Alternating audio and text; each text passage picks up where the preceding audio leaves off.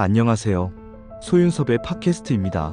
정말로 말하고 싶고 말할 수 없는 이야기들의 2부를 시작하겠습니다. 지도자와 정치인은 4차원 생활의 일탈을 거부하고 견뎌내고 있었다고 말하면서 국민에게는 4차원 생활의 일탈이라는 것은 없었던 것으로 말해야겠습니까? 4차원 생활이 귀신과 조현병이어서 거부하고 견뎌내고 있었다고 한다면 국민에게도 어쩔 수 없이 수긍하고 살아가라고 하는 것이 아닌 거부하고 견뎌내라고 해야 하는 것은 아닌가요? 지도자와 정치인은 사이비 종교단체의 4차원 생활을 거부하고 견뎌내고 있었다고 하면서 국민에게는 4차원 생활은 귀신과 조현병으로 어쩔 수 없이 수긍하고 살아가야 한다는 상황을 방치해야겠습니까?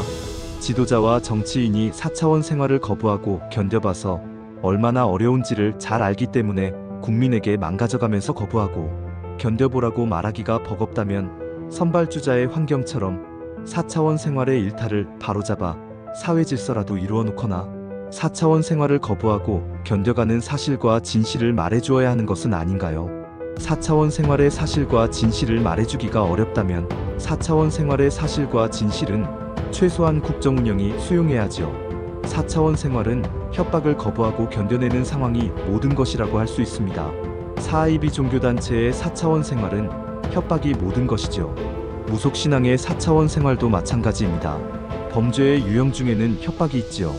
범죄의 협박을 피해자 혼자서 모든 것을 거부하거나 견뎌내는 사람들은 많지 않습니다.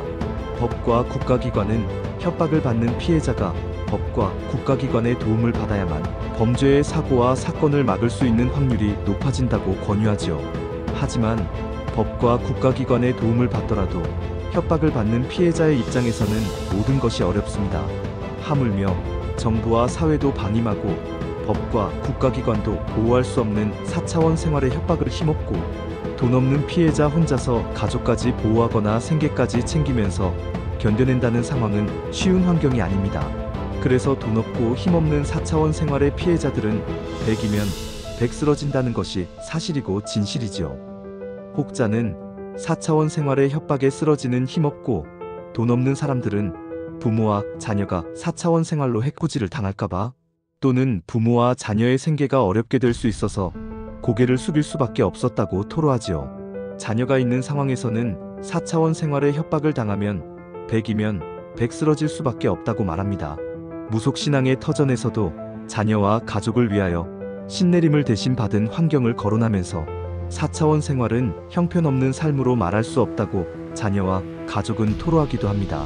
하지만 부모와 자녀를 위하여 대신 신내림을 받고도 가족과 후손이 4차원 생활의 신내림을 답습하게 된다면 4차원 생활의 희생을 말하는 것보다는 악습을 고발하고 가로막는 것이 먼저이지요. 무속신앙의 신내림조차도 이겨냈던 사람들이 존재한다면 고발과 가로막는 것은 절대로 할 수 없는 상황은 아닙니다.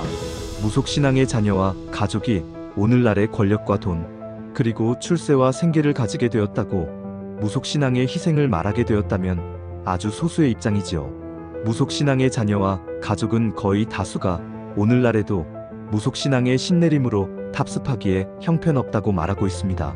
다만 직접적으로 내색하지 못할 뿐이지요. 무속신앙의 자녀와 가족은 누구이든지 무속신앙의 신내림의 답습을 모두 벗어나고 싶어 하지요. 또한 사이비 종교단체의 4차원 생활에 일찍 쓰러지거나 동조하고 순응하면 다른 사람보다도 조금 편하고 힘들지 않게는 살아갈 수 있을지라도 4차원 생활에 대대손손 피눈물의 삶으로 살아간다면 형편없는 것입니다. 한국 사회가 4차원 생활의 사회적인 일탈로 형편없이 무너지는 상황 속에서 그 사실과 진실을 고발하는 사람이라도 있었다는 것은 다행스러운 것이죠. 한국 사회가 4차원 생활의 사실과 진실도 모른 채 무너지는 상황을 알게 되고 가로막을 수 있기 때문입니다. 어쨌든 대통령의 사법 리스크와 연관된 형사소송법 개정안으로 고도 갈등과 사분오열로 확산되는 한국 사회를 대처하기 위해서는 진퇴양난을 타개하는 지도자의 용기가 필요하지요. 지도자라면 딜레마의 상황 속에서 용기로 어려운 환경을 타개해야 합니다. 용기는 책임이 반드시 수반되어야 하지요. 대통령의 잘못이 있든 없든 누가 뭐라고 해도 5년간 많은 초심과 소신을 회복하여서 대한민국을 한번 바꿔놓고 싶다면 재판을 받아들이고 불거지는 책임은 5년으로 미루더라도 대통령으로서 해보고 싶었던 것을 할 수 있습니다.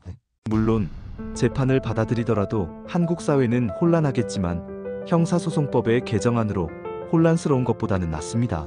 한국 사회는 고도 갈등과 사분오열로 분열하면 분열할수록 국민은 도탄에 빠지기 때문에 여와 야가 상관없이 지도자와 정치인의 변화가 필요하지요.